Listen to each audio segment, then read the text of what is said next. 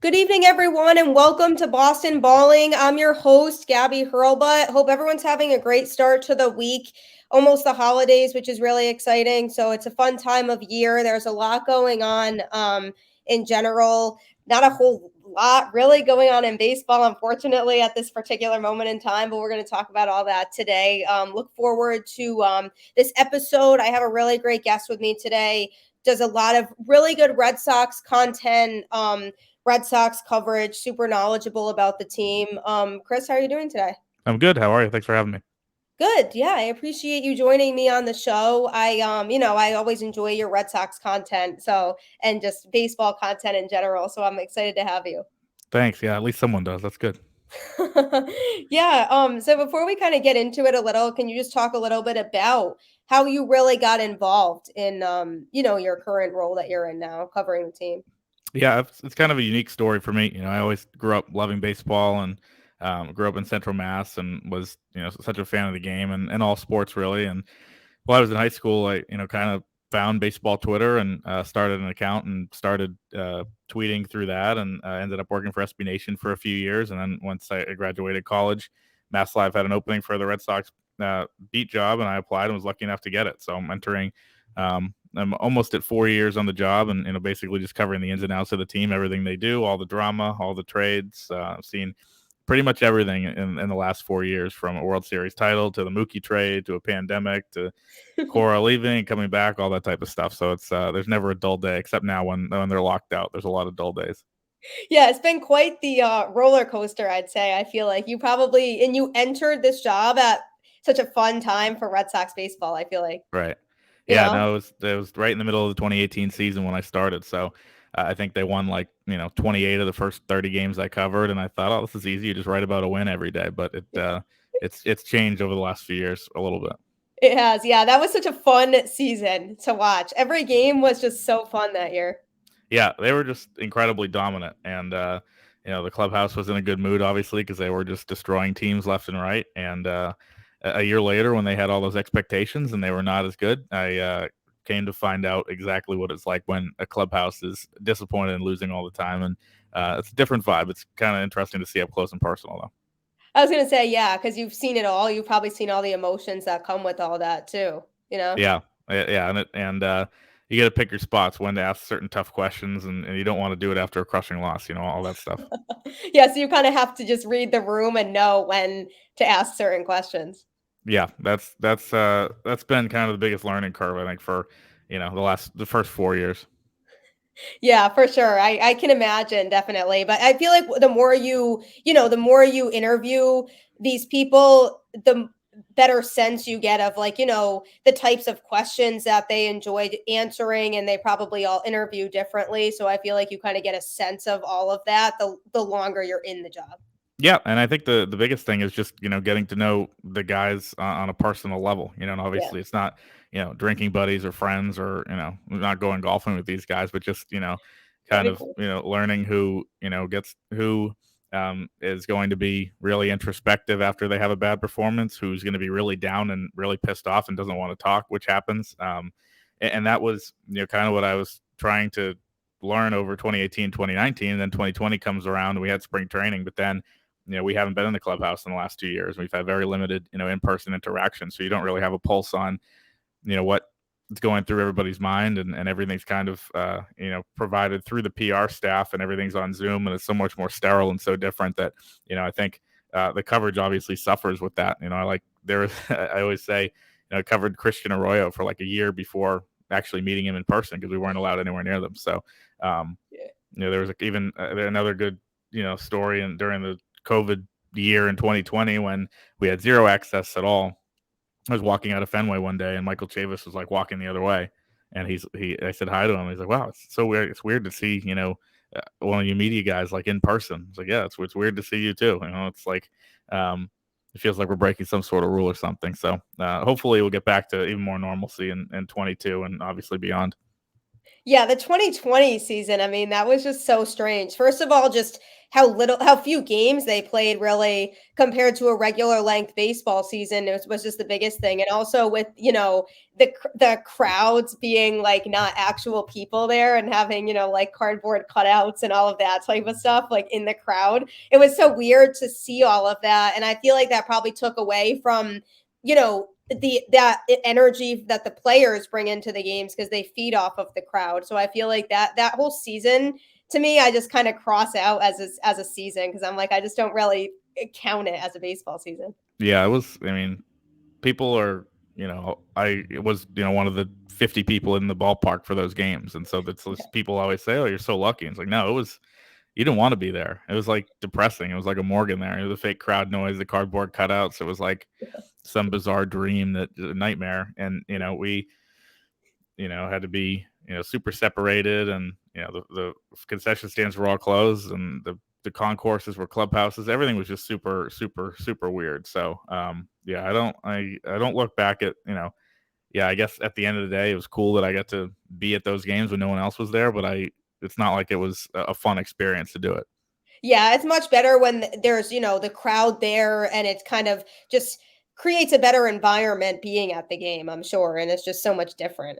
Yeah, I made sure to, 'cause you take that for granted, obviously, going to as many games as we do on the beat job, or even as fans who go to a lot of games, like you're in there, and, just sometimes like, oh, the crowd's super loud right now. It's annoying. I can't hear myself think as I'm trying to write. But like in October this year, I don't root for the team, care if they win or lose, just care for the good story, as any reporter would say. But um, just looking around, seeing the stadium full, and seeing, fans and people going nuts in October, like I made sure to take a few moments to soak it in and think, wow, thank God we're back to this. And it was really cool.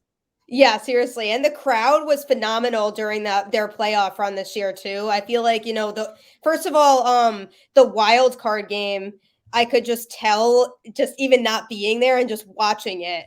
Just I could just sense what the environment would have been like there just from watching that game because I feel like the crowd was phenomenal. And then really every home game they had in the postseason. That's why I feel like Fenway is such a cool environment and it's so cool to go to games there because you feel so close to the action there and everybody's so passionate about the team. So I Yeah. feel like it's just a really cool atmosphere, especially during the postseason. Yeah, for sure. Even people that have been covering the team for a long time and were there in '04 and '07 and 13 and 18, and all those times said, this is as crazy as it's ever been. I think there's a lot of pent up passion that had, people had to, kind of put to the side during 2020, and root from home out. There was a lot to root for the Red Sox that year, but for it to all come out, and this year it was felt like the Red Sox, had obviously slipped, I think, in the totem pole of Boston sports, and they were right back to kind of where they have been for my entire life, and obviously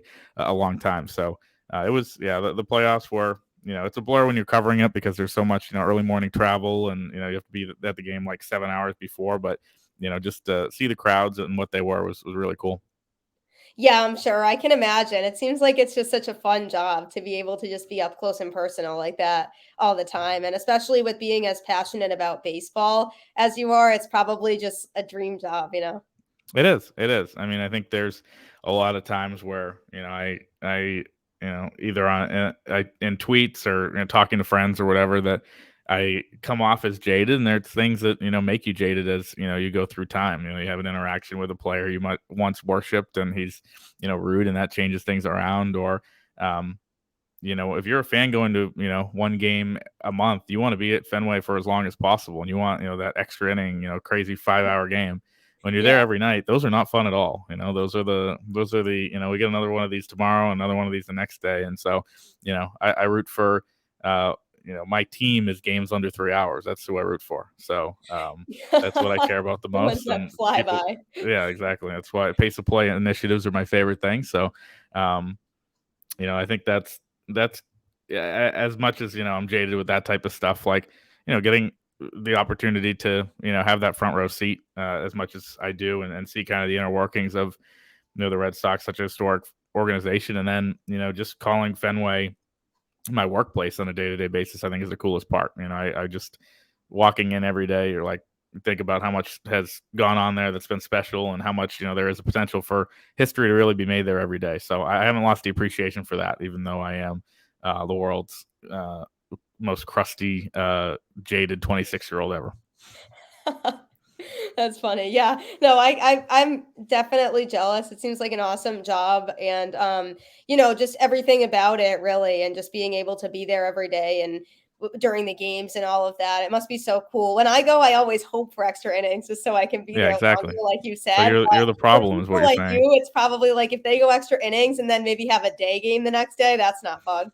Yeah, no, that's. I mean, there's a lot of the worst on our end is when we're on the road and there's a getaway day, so it's an afternoon game and it's an extra innings game, because we all have the charter is not waiting for us, or it's going to take the team, but we have Delta Airlines flight 708 that's taking off at 7:30 no matter what's going on, and if the game's still going on, then you either miss that, stay the night in Cleveland or some other place, and so that's when the pressure really hits. That's the stress of the job. It's like, all right, I don't care what happens here, just end it now so I can get to the airport.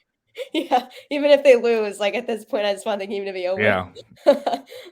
Yeah, but what were your thoughts on the 2021 season in general? Because obviously that was a season where they were not expected at all to do what they did do. I Hmm. mean, I kind of thought that they might surprise people in 2021 and be a little bit better than people thought they would be, but I did not expect them to make it all the way to the ALCS. I think they obviously, used the media and the public doubting them as such motivation, which, I don't know how many times we could have possibly been told, "Oh, you guys doubted us and you never believed in us," and all that, which, like, that's awesome. But I think, they're just, for me, it was a team that, if everybody hit at their kind of everybody peaked, and they would have a chance to get in. And to me, it was kind of not everybody really did peak, yet they still found a way. I think they were just at the end of the day gritty. Um, they were they were extremely healthy, which I think is one thing that people don't talk about enough. Chris Sale, obviously everybody knew heading into the season he was not going to be ready until probably mid-August, but if you look at up and down the lineup, the rotation, the bullpen, there were not many guys that missed a lot of time. The COVID outbreak, it affected a lot of people on the team for a 10-day stretch. So That during was that 10 scary. days, they were obviously very shorthanded. But the rest of the season, the rest of the 6 months, um, you didn't have that big injury to somebody like Devers or Bogarts or, one of your starters. I mean, they had so many guys that just went out and took the ball every 5 days. Obviously, some of them weren't as effective, but, Erod didn't miss a start after his first one, even coming back from myocarditis. And Evaldi was out there every fifth day and was really, really good. And I think that was the huge key that, they did not have a ton of depth, and we saw that kind of tested during that COVID outbreak, but they stayed incredibly healthy. And I think, they reached their ceiling based on that. Yeah, and Evaldi was huge this season because he really was that guy that stepped up because I personally didn't expect Chris Sale to come back and be that ace that he was. So Mhm. I was like, okay, we kind of need somebody else to step into that role because we don't know how Sale's going to pitch when he comes back, coming back from Tommy John surgery. I did not expect him to be that ace that we are used to seeing from him. So I said, I wonder who is going to take that role. And I feel like Evaldi was just huge this year because he stepped up in so many different aspects. And every time he pitched, you felt pretty confident that, he was going to have a good start that day. And that's exactly kind of what they needed was that number one guy. And he really did a good job of being that guy in 2021. And for a guy that was so criticized 2 years ago for that contract he signed, he signed a big Yeah. 4-year, $68 million deal after his heroics in the 2018 postseason. People wrote that deal off just because he got hurt in April of 2019, and Yeah. but you have a guy this year, and 3.75 ERA doesn't really tell the whole story because he had bad start against the Yankees there at the end, and the advanced numbers are even better. This is a guy who finished fourth in the Cy Young voting, and had a career year at 31, 32 years old. So.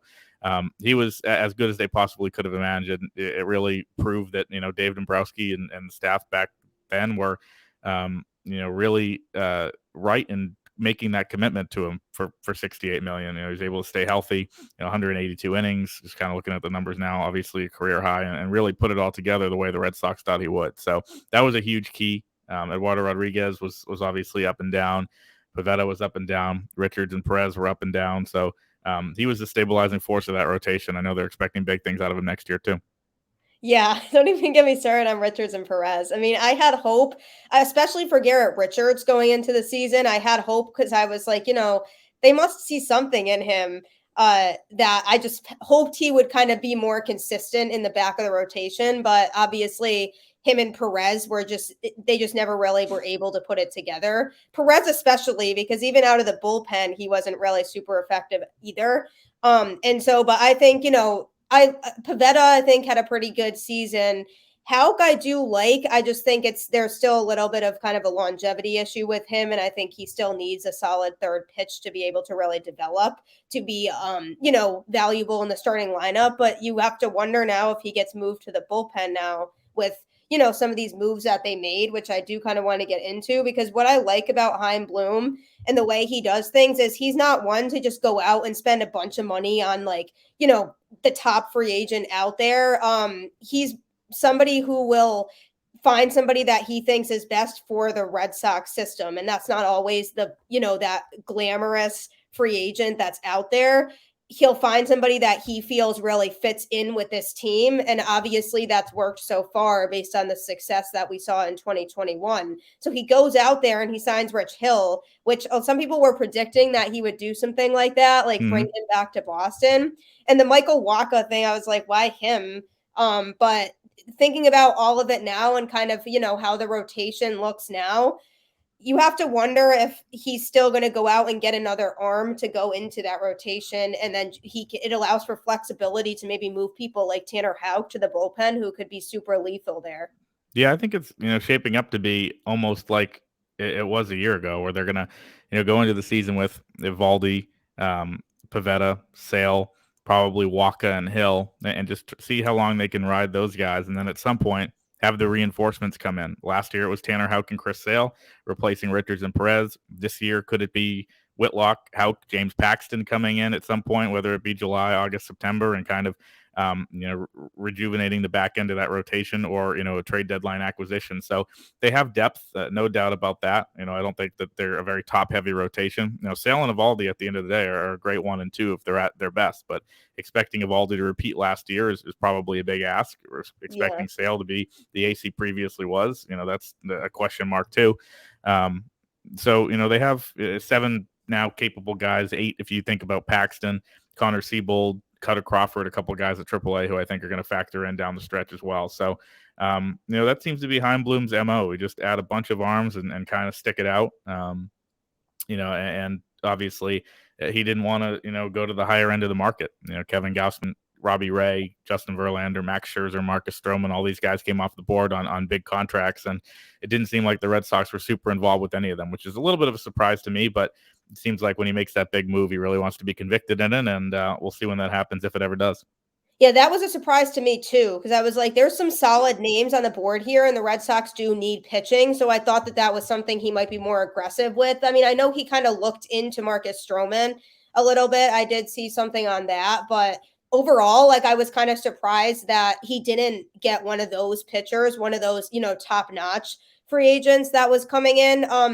James Paxton, people were complaining about that just because he won't be available until, at least July, most likely. And obviously health is a concern with him because he's been injured quite a bit in his career. But if he's healthy, he can be a really, really valuable piece in this rotation. And that's what is appealing to me about the James Paxton signing, because if we can get a healthy James Paxton when he comes back, that could be somebody that could be a serious asset to the rotation. And that's why I'm not writing that whole situation off altogether. I mean, yeah, it's frustrating that he won't be available until at least July, but if he does come back and he can stay healthy, he can have really good stuff when he's healthy. And that's what I like about him. Yeah, he's proven in the past that he can be one of the best pitchers in the AL, and health has obviously always been a big concern. I think the upside for the Red Sox in that deal is that even if he doesn't pitch this year, only has a handful of outings, they have control over him for 23 and 24 on that double team option, and that's not really even a deal that's going to break the bank.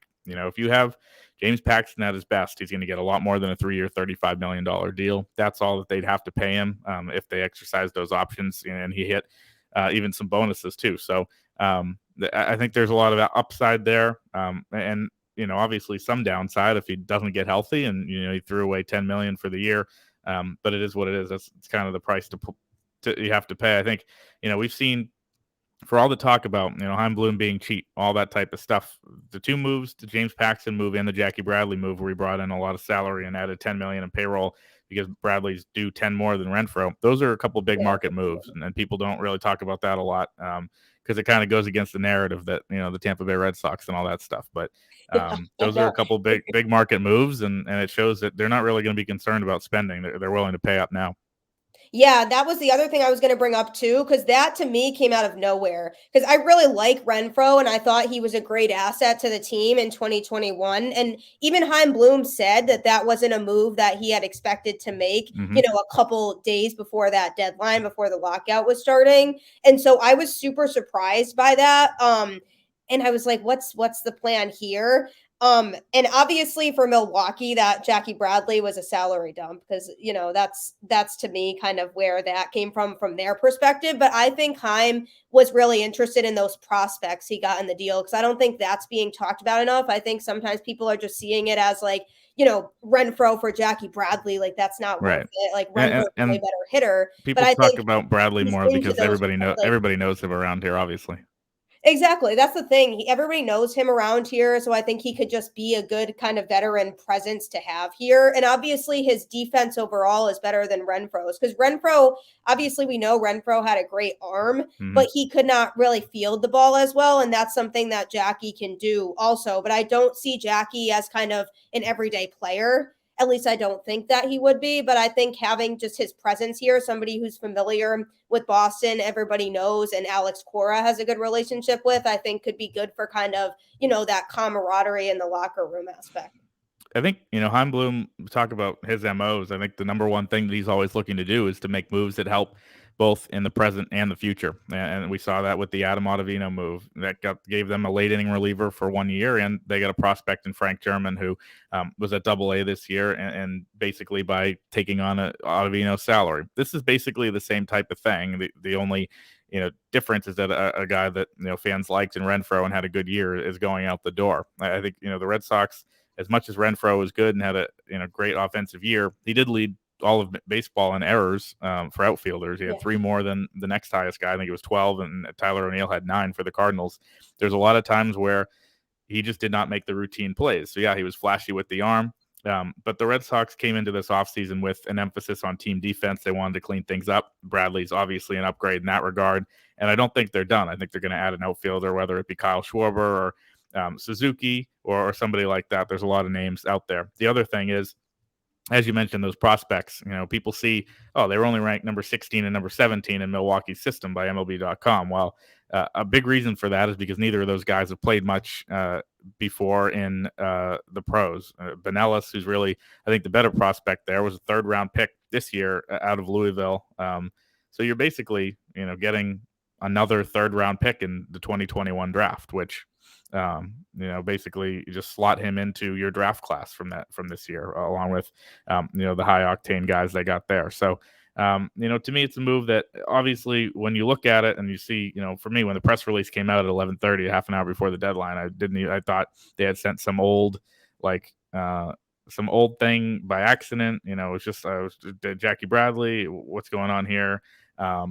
But when you really digest it and you can see kind of the rationale, I think working against them is the fact that it happened so close to that deadline and they're not able to make, the next move. What's the next shoe to drop? People are going to be sitting on this for, months and months and months and say, okay, well, Renfroe to Bradley is a downgrade and Eduardo Rodriguez to Waka, Hill, and Paxton is, probably a downgrade too. So, okay, the Red Sox are worse, with Schwarber not on the team, Ottavino not on the team, those types of guys. They're worse than they were, when they lost to the Astros in Game 6, which is absolutely true. They're not allowed to make moves right now, so they can't, make that roster better. So people are going to have to stew over this. I think that's kind of unfortunate, but the work's not done. You look at, the free agents who are still left, a lot of really talented players in the trade market. I know the Bradley move was a trade, and there was a couple other small ones around baseball, but the trade market basically was non-existent. So when the lockout does end, I think they're going to be busy. And I think there's a lot of moves still to be made. And Heim Bloom likes doing that. He likes waiting out the market. He likes making late moves. He likes letting things come to him. And he's going to have plenty of opportunities whenever this thing ends. Yeah, and I know, I mean, because I know he's still looking at into like Trevor Story and Carlos Correa. So he obviously still wants to get another infielder of some sort. It seems like. Yeah, I don't know. I don't know about those personally. I think there's a lot of smoke there, but I don't think I think if they're going to overpay for a shortstop, it's going to be the one they have personally. But they could Yeah. surprise me. Obviously, Cora has a good relationship with Correa, so that could play a role. But um, either way, they can't talk to these guys until an agreement's reached between the owners and the players. So it's there's they'll have a lot of time to think about it. Yeah, I think I definitely don't think they're done. I think like, he knows that there's still moves that have to be made, and I do think he's planning on making more moves. I kept refreshing Twitter though after that press conference was announced, and I said, "What is going on right now? Like, what is he doing?" Yeah. And then all I saw originally was the Red Sox have made a trade, and I said, "Well, what kind of trade is it?" And then the first thing I saw was Hunter Renfroe was traded Hmm. to the Brewers, and at first I was freaking out because I was like, "No, I love Hunter. Like, I hope we got some decent return on this." And then I see Jackie Bradley Jr. and I'm like, I have lost all concept of what Bloom is doing right now because that just was super unexpected to me. I don't think anybody at all saw that coming that Jackie Bradley Jr. was going to end up back in a Red Sox uniform. Yeah, well, the way it happened for us is obviously we knew about the Hill and the Paxton moves, but they weren't official. But we knew they had to be announced before midnight, and so we got the press release for those guys at like 11:15, 11:17. Then we got a note that Bloom was going to be talking at 11:35, and I thought, obviously just talking about Paxton and Hill. And then that I saw the rumors of the trade starting to happen on Twitter, and then we got the press release that it was Bradley for Renfro, and yeah, it all happened so quick. And 4 minutes after that press release came out, Bloom was on the Zoom call, so there wasn't a lot of time to process before starting to ask questions, and that was a good 4 a.m. bedtime for me. Yeah, I'm sure that was probably a late one that night. Yeah, well, Yeah, and that's the price you pay for like 3 months of doing nothing. So that's what I'll have now. I was gonna say, yeah, it's probably gonna be so weird because it's gonna be so slow. But I'm curious how long this lockout's really gonna last because I'm just worried about it going into the season. Yeah, that's the golden question. I have no idea. I think I just recorded my own podcast at Mass Live like right before this, and I was talking to my co-beat reporter Chris Smith, and we were saying in terms of the product for baseball fans, like there's a lot of people upset, like this is so bad for the sport. Until games are lost, it really isn't. I mean, it was really cool to see the free agent frenzy be what it was early on, and see so many guys throughout the league signing in different places. And if the lockout, let's say, gets lifted in late January, early February, then it's going to be the same thing. Of there's going to be a free agent frenzy there too. I think that's really good for the sport. And this dead period is just kind of the price you have to pay for it. But if they do, delay spring training and guys have to get ready quicker and they're risking injury and the season gets delayed, any of that stuff, I think, the game can't really afford that just because we just basically had this. It was a 60-game season 2 years ago. Last year was, somewhat weird. Revenue wasn't all the way back because, there wasn't 100% capacity in 99% of places earlier in the year. So this is, the season where they really need it to be as normal as possible. And if the work stoppage keeps going, it's a massive mistake by the league and the players. But there's still, a far way to go. There's still a lot of issues to be ironed out between the sides. It doesn't seem like they're particularly close.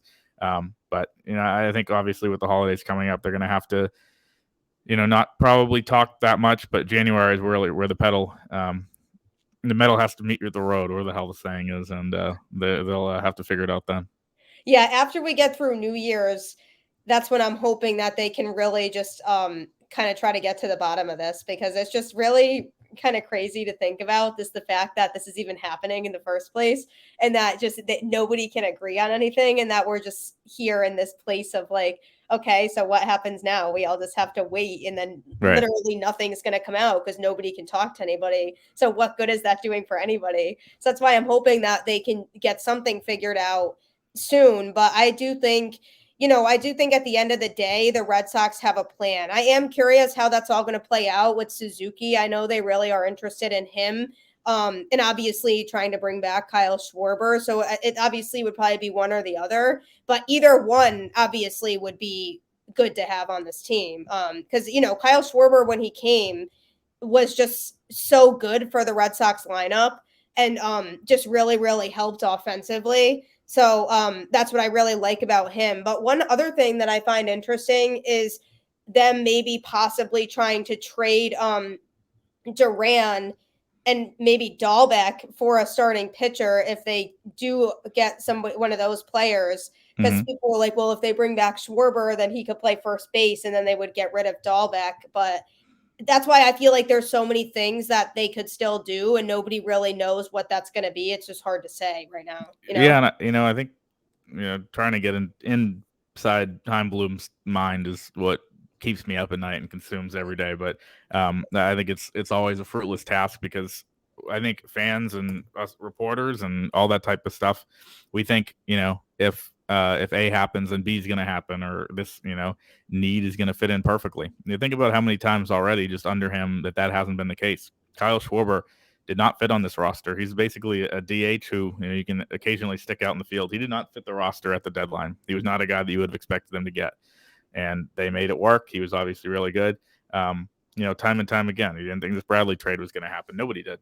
So trying to predict, exactly what he's going to do. I think obviously they do need outfield help. That's clear. They're going to have to add somebody just because they're light there and bullpen help. But I wouldn't put anything past them. I think they value versatility, flexibility, and the most amount of options they can have. It's funny.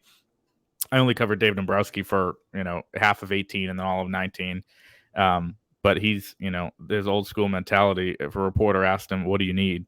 Say, "Well, we need a right-handed starting pitcher. We need a guy to pitch the eighth inning, and we need a left-handed hitting left fielder."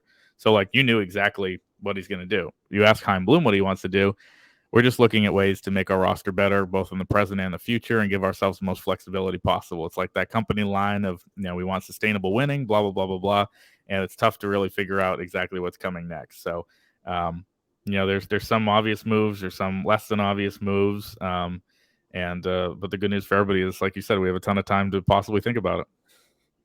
Yeah, which is not fun, but also I guess could kind of be a good thing because he can just kind of fall asleep at night thinking about, okay, so what do I want to do next? Yeah, But I exactly. think I do like his mentality in terms of he doesn't want to just focus on now because he wants this team to be good for a long time. So he wants to be able to, get some good prospects into that system that could really help him be part of the future. And I think that that's kind of some of the moves he's made are more for the future than the present, more so in terms of like the JBJ trade. I mean, like obviously there are some good things about having JBJ here, Mm-hmm. but I really think that at the end of the day he wanted those prospects, and he really is focusing on, okay, what can I do? Where's that happy medium between focusing on our future but not focusing too much on the future where I'm giving up on the team now? Because I think especially after what they did in 2021 and seeing the potential that team had, you still want to be able to focus on now and the present and making moves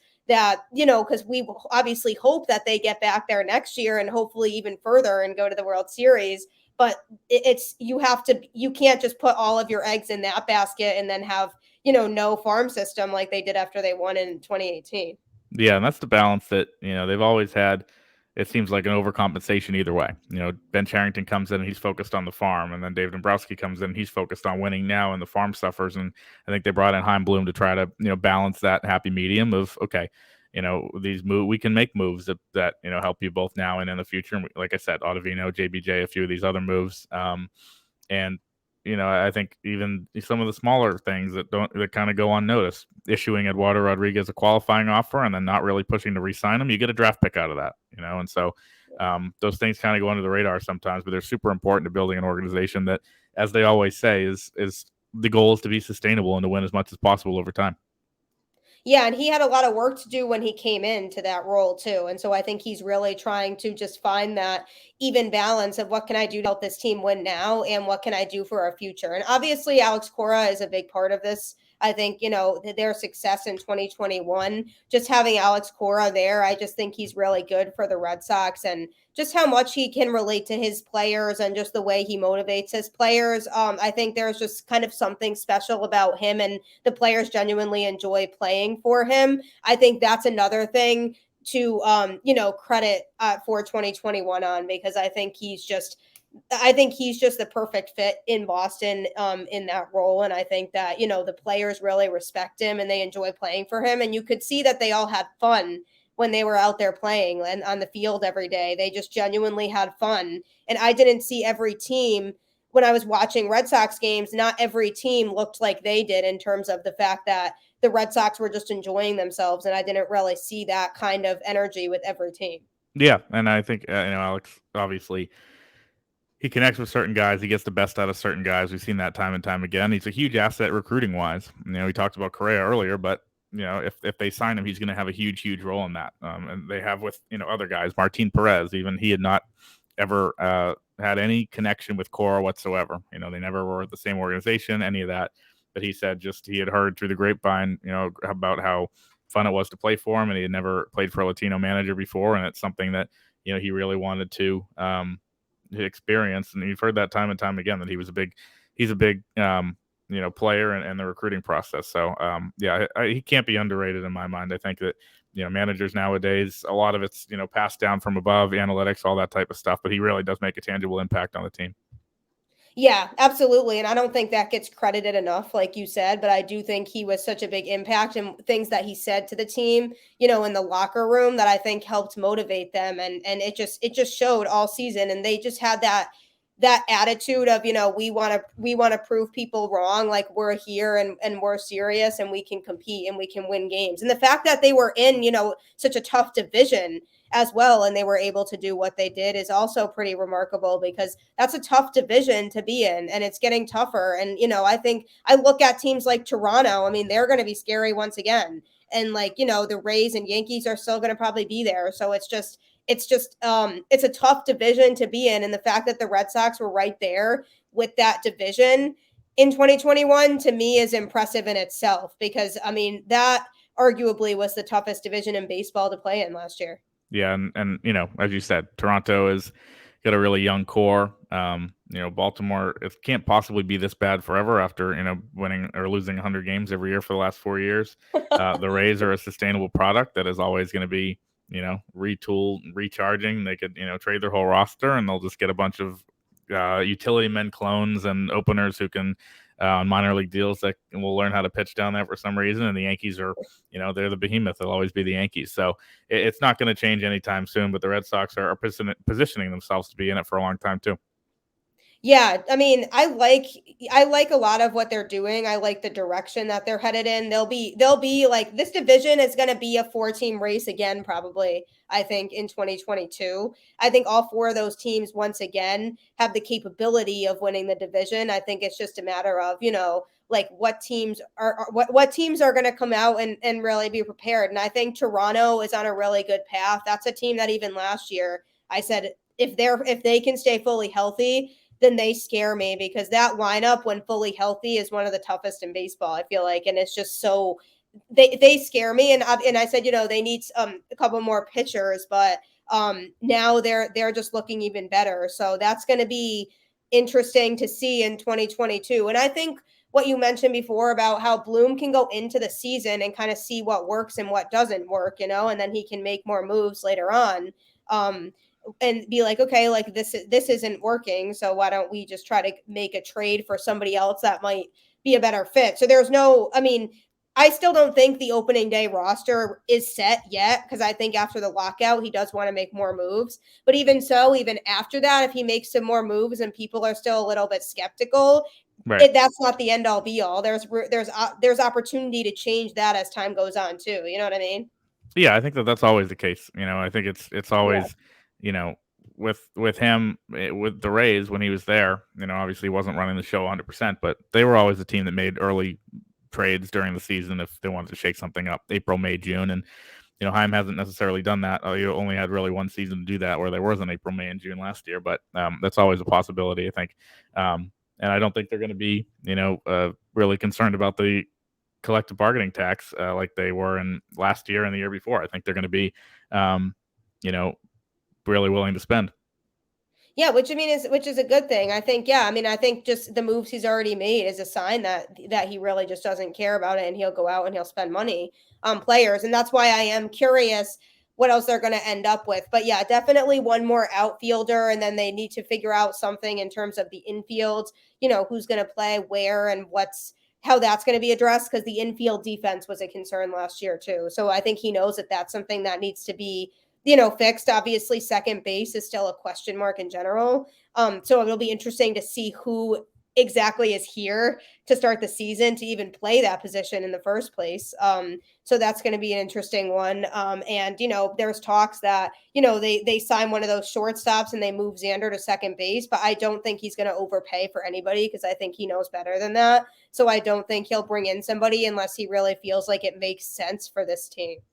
Right. No, I think it's Christian Arroyo at second is a guy that I think they like. I think I'm not sure he's going to be given the starting nod. I'm not sure he's not the most versatile or durable guy in the world, but there's going to be some guy that surprises you. There's always Bloom's always looking for a Whitlock or an Arroyo or some under the radar guy that you can get in a waiver claim or through the Rule 5 draft that can end up helping you. And those guys make champions just as much as the big money guys do. Think about what the Dodgers, a small trade for Chris Taylor, minor league signing for Justin Turner, and those guys have been, hugely important for them for a while. Max Muncy and other guys. So those are the kind of guys that really make those teams what they are.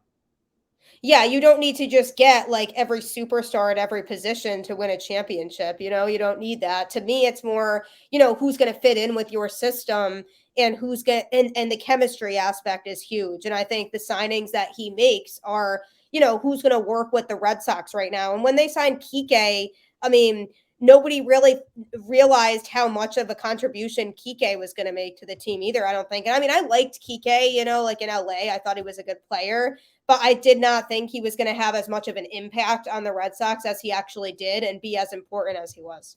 Yeah, he did. He had for a long stretch there, he's one of the best offensive, leadoff men in baseball. And, I think they would have traded anything for that at that point. I think coming into the year, everybody expected Verdugo to be the leadoff man. They decided to go with Kike. It was kind of a controversial move, and it really paid off. And obviously, he became almost a Gold Glove level center fielder. So, that was one that they hit on. For 2 years, $14 million, you couldn't have asked for much more there. Yeah, you really couldn't have. I love Kike. I mean, he's like one of my favorite players on the team now. I just love his attitude, and I just love what he brings to the team. So he's definitely one of my favorites. He's becoming like one of my top guys on the team now. Yeah, he's it seemed like in October he was finally becoming a fan favorite. So that was Yeah. cool to see.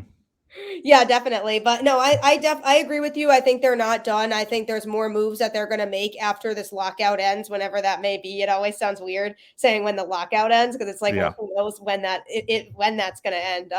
And like if there even is an ending point. So, but whenever that does happen, I do think that they'll be aggressive and they'll make some more moves. So I don't think this as is right now is the roster we're going to see on opening day. And I think, he knows what else he has to do. He even said already he plans on making more moves after this is over. So it's just going to be interesting to see what those moves are. But it's really hard for me to doubt what he's doing with what the team did last year. So I'm kind of sitting here like, maybe a little unsure sometimes, like, oh, why would they bring back Jackie Bradley for, Hunter Renfroe? But then it's like, okay, I have to remind myself, trust the process. Like they went to the ALCS last year, like he has a plan, obviously, and like he's getting players he feels like will work here. So that's kind of how I'm thinking about it now is, I have to trust Heim's process and trust that he'll do what he feels is necessary for this team. Exactly. And I also think that, there have been, GMs and people in the past with the Red Sox that have made moves based on instinct and all that type of stuff. With him, it's very methodical. There's a method to the madness, a very slow, close to the vest method that is not shared with the media, which is great. But I think that it's something that he, every move he really considers the pros and cons of, and doesn't take anything lightly. Yeah, definitely. And that's what I like about him. And a lot of his moves are kind of sneaky and under the radar. But like it's like, all of a sudden Rich Hill is just here. That was such a just very like, kind of discreet signing, but he's somebody that's familiar with Boston and he's a veteran. So, as long as he can stay healthy, I think he'd be a solid, like, back end of the rotation type of guy. And that could be a good addition to have. So when you think about these moves initially, sometimes it's like, well, why? But then when you look more into it, it's like, oh, I kind of can understand what his thought process was behind this. Right. Yeah, that's it. Um he really, like I said, doesn't like, over explaining or really even after the fact because he doesn't want to tip his hand on as to what's next. But um, I think kind of the pillars of what he wants to do, depth, versatility. Um, that's kind of been what it has been so far. And it wouldn't surprise me to see kind of some of the higher end guys coming in here in the next couple, years, if not months. Yeah, that's why I'm excited for this lockout to be over because I just want to know like what's going on and what they're planning on doing and what the opening day roster ends up looking like if opening day even happens. Yeah, Hoping hopefully it does. hopefully that news will be first on masslive.com. That's the only hope I have.